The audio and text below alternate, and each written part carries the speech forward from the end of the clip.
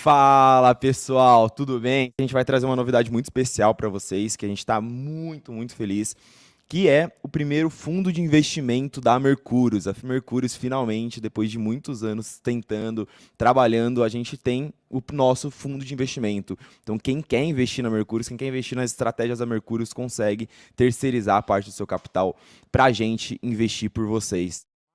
Vamos para a liberação dos saques, que deve acontecer em março de 23, e se isso é um risco para a Ethereum, para a blockchain do Ethereum ou para o preço do Ether, tá? Nossa visão sobre o que deve acontecer, isso aqui não é, cara, escrito em pedra, a gente não está tentando prever o futuro, tá? O que é mais provável, o que é racional que aconteça? A gente tem uma quantidade muito grande, ali cerca de 13% de todos os Ethers existentes hoje, ele está travado no contrato de staking da Ethereum, e esse contrato ele vai ser possível que as pessoas façam saque. Vamos supor um cenário em que na hora que liberar o saque, 50% desse capital saia. 50% das pessoas olhem lá e falam, liberou o saque, vou sacar, por algum motivo. Não sei qual motivo, mas algum motivo. Tá. Aí ela vai lá e saca esse Ether de 13%, isso daí caia para 6,5%. Beleza? O que vai acontecer nesse exato momento? Essas pessoas podem simplesmente pegar esse Ether e vender a mercado, e jogar o preço do Ether para baixo. Isso é completamente plausível que aconteça. Mas, no momento em que a quantidade de staking diminuir, o retorno do staking vai aumentar. Se 50% saiu, o retorno do staking vai dobrar. Hoje, quando você coloca um Ether em stake, você está recebendo o quê em APR? 4% do consenso. Eu ia falar coisa de 5%, né? Tá, eu acho que a média desde o merge 5 a 6%.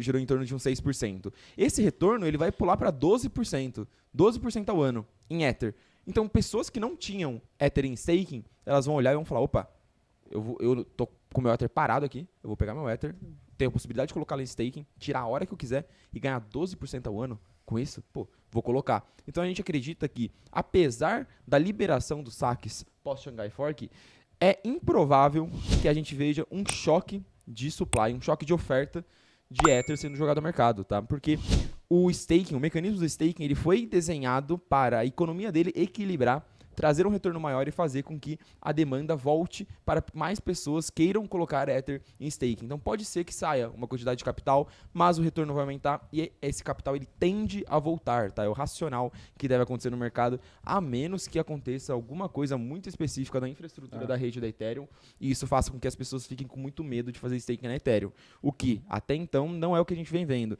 Então, resumindo, o saque da Beacon Chain em março de 2023 é um risco e deve impactar de forma muito relevante o preço do Ethereum? Na nossa visão, não. Na nossa visão é algo positivo que, inclusive, quando as pessoas olharem e falarem, opa, agora eu posso fazer staking e tirar a hora que eu quiser, isso vai trazer mais capital. Entendi. Então, os 13% devem subir ainda. Ah, você acha que então, tipo, quando liberar essa possibilidade de você fazer um staking que ele tem liquidez, você, em tese, as pessoas vão aumentar o número de Ethereums fora da economia, isso pode ser até algo positivo, né? Sim. Tem as pessoas que vão querer tirar o capital que estava travado por algum motivo, mas eu acredito que existe uma quantidade maior de pessoas que vão querer depositar vide não estar mais travado. Vou dar um exemplo, tá? Nós, no fundo de investimento da Mercúrios, a gente não pode fazer staking de Ether. Por que a gente não pode fazer staking de Ether? Porque tá travado. Então, se o nosso cliente pedir saque, a gente tem que tirar, vender o Ether dele para devolver para ele. Como que a gente vai devolver se tá travado? Só que quando liberar o saque, a gente vai poder fazer staking. Então, a própria Mercúrios é um cliente que tem Ether, não faz staking, mas quando liberar o saque pós-Shanghai Fork, vai fazer staking. Então, eu acredito que a quantidade de pessoas que vão fazer esse movimento e colocar capital travado é maior do que as pessoas que vão querer sacar pós-Shanghai Fork. Então, eu vejo como um movimento positivo para Ethereum, tá? E só complementando, assim, o time de desenvolvedores basicamente setou algumas condições para esse saque. Então, assim, do dia 1 que os saques forem liberados, não é como se todo o Ether que está em staking ele vai poder ser retirado. Eles basicamente montaram ali um planejamento com o limite máximo de Ether que vai poder ser retirado, o que de certa forma ali é meio que uma tentativa de quase uma contingência, porque isso eventualmente poderia prejudicar a segurança da rede. E existe um outro ponto, muito na linha do que o Bills falou, é que quando você olha o histórico da Beacon Chain e a quantidade de Ether que foi travado ao longo do tempo, se eu não me engano, cerca de 60% do Ether travado até hoje, ele foi depositado em um cenário onde os usuários que depositaram não sabiam nem a previsibilidade de quando seria o merge. O que isso quer dizer na prática? Isso mostra que possivelmente o perfil desses caras é um perfil de investidor que ele de fato está muito comprado na tese Ethereum. Então ele não está muito preocupado em tirar o Ether dele em stake para poder fazer eventualmente uma venda. Possivelmente, na linha do que o Kubius falou, os saques sendo liberados, na verdade a gente está possivelmente trazendo mais liquidez, porque um tipo de investidor que não tinha a característica para poder fazer o staking, agora vai poder fazer. Eu ia falar exatamente assim, de 3 argumentos, e aí você acabou de falar 2 na sua fala, né? Que é essa questão de que o Ethereum Staking ele vai sendo liberado aos poucos. A segunda é essa que você colocou, que olha, a maior parte de quem está fazendo staking hoje colocou o Ethereum lá antes até do demerge acontecer, ou seja, são investidores que já estão mais comprados no risco de Ethereum.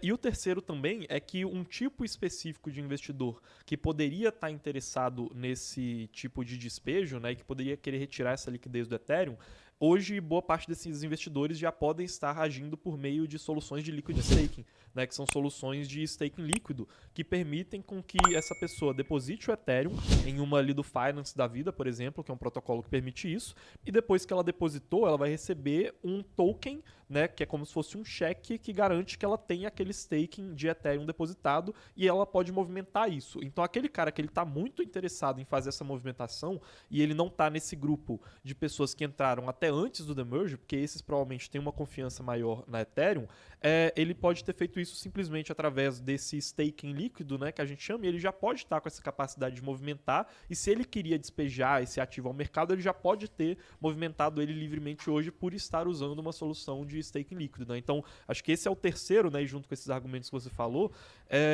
que colocam pra gente uma certa segurança maior e diminuem esse medo de, vai ter um despejo no mercado, e se acontecer, né, o Bill já falou dessa teoria dos jogos que impediria e que criaria esse rebalanço ali na Ethereum.